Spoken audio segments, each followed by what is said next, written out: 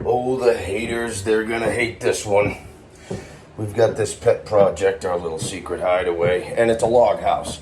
There's almost no sheetrock in the whole house. In fact, this wall behind me at the top of the stairway is like the only sheetrock in the whole house except for one of the bathrooms.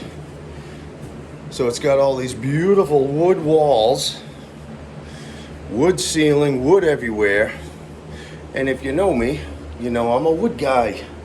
So you can imagine the struggle I put up when Sara said, no, we gotta brighten the rooms, we gotta paint the walls white. And at the end of the day, you know, I picked my battles carefully with Sara, because if you know Sara, you know that battle resistance is futile. So what I did was, I've already sprayed polyurethane on the ceilings. We are keeping those wood, but I'm about to spray a soft dove white paint on these beautiful wood walls. So some of you would consider it sacrilege. I understand that. I had felt the same way. But when we did it downstairs in the bedrooms and the hallway, it really did brighten the rooms. So at the end of the day, Sara was right about it. And I guess I was wrong.